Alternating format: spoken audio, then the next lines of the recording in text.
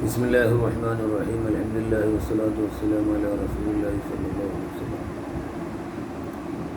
ധനാഢ്യനാണോ ഒരു സാധുവായ മനുഷ്യനാണോ അഫ്ളല്? നോക്കുക,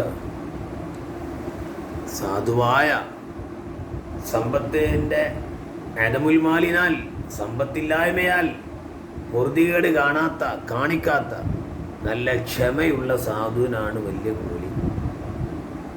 തെളിവ് ഉപരി പറയുന്നുണ്ട്. ദലീലൂക അന്നൽ ഫഖറ ഖൈറും മിനൽ ഗിനാ വ അന്നാ ഖലീലൽ മാലി ഖൈറും മിനൽ മുസിരി. എന്താ തെളിവ്?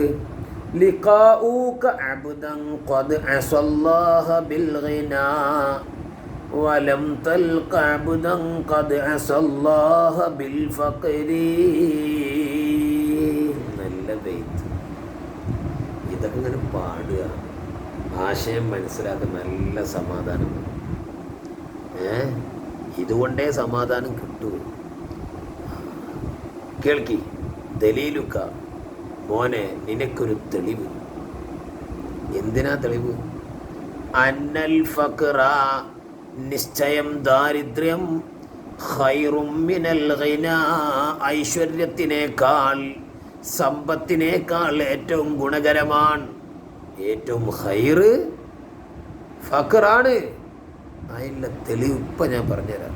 പിന്നെന്തിനും വ അന്നാ ഖലീലൽ മാൽ, കുറഞ്ഞ സമ്പത്തുള്ളയാള് ഖൈറും മിനൽ മുസിരി, വലിയ സമ്പത്തുള്ളവനേക്കാളും ഖൈറാണ്.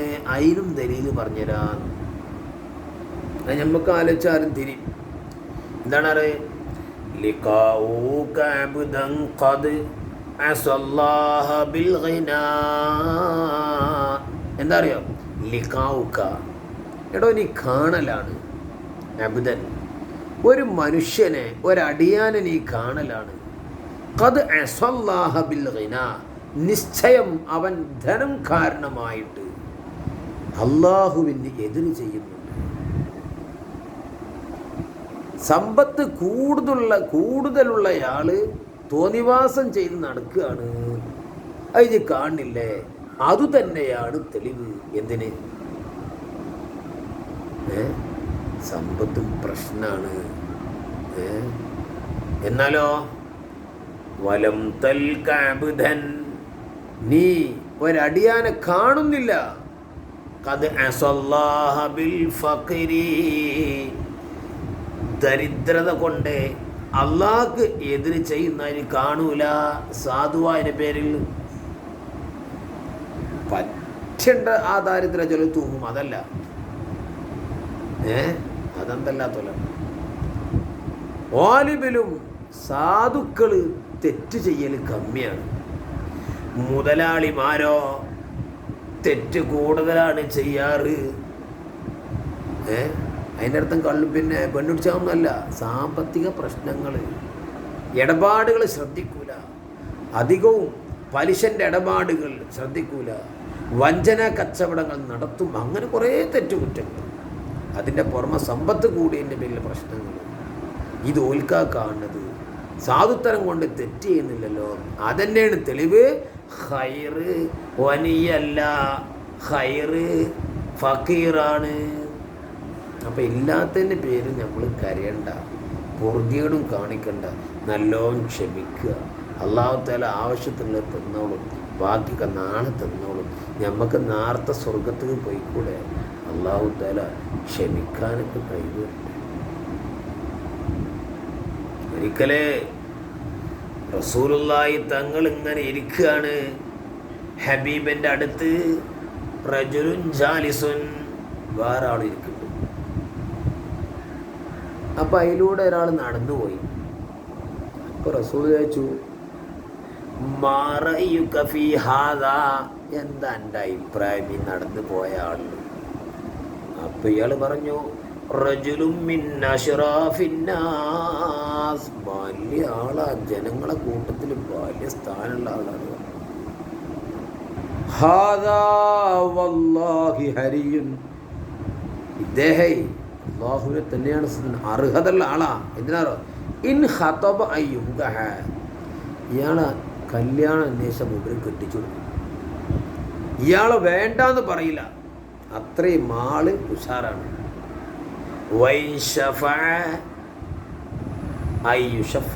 ആർക്കെങ്കിലും ഇയാൾ റെക്കമെൻഡ് ചെയ്യുകയാണെങ്കിൽ ഇയാളെ റെക്കമെൻഡ് സ്വീകരിക്കപ്പെടും. അത്രയും. അപ്പോൾ ഈ മറുപടി കേട്ട് റസൂലുള്ളാഹി സ്വല്ലല്ലാഹു അലൈഹി വസല്ലം ഹബീബ് ഇങ്ങനെ കുറച്ചു നേരം ഇങ്ങനെ മിണ്ടാതെന്നു. കുറച്ച് കഴിഞ്ഞപ്പോൾ സുമ്മ മറ റജുലുൻ ആഖറു, മറ്റൊരു മനുഷ്യൻ കൂടെ നടന്നുപോയി. അപ്പൊ വീണ്ടും റസൂൽ ഇയാളുടെ ചോദ്യം ആവർത്തിച്ചു, മാ റഅയുക ഫീ ഹാദാ, ഇദ്ദേഹത്തിൽ നിന്റെ അഭിപ്രായം എന്താ? അപ്പൊ ഇയാള് പറഞ്ഞു, യാ റസൂലല്ലാഹ് ഹാദാ റജുലുൻ മിൻ ഫുഖറാഇൽ മുസ്ലിമീൻ, മുസ്ലിമീങ്ങളെ കൂട്ടത്തിലെ സാധുക്കളിൽപ്പെട്ടൊരു മനുഷ്യനാണ്.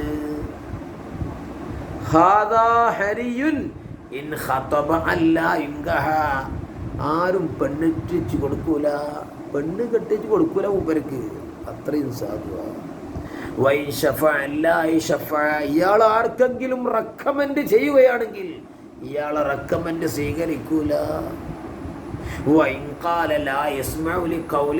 ഇയാളെന്തേ പറയുകയാണെങ്കിൽ ഇയാളെ വാക്കാരും കേൾക്കൂല.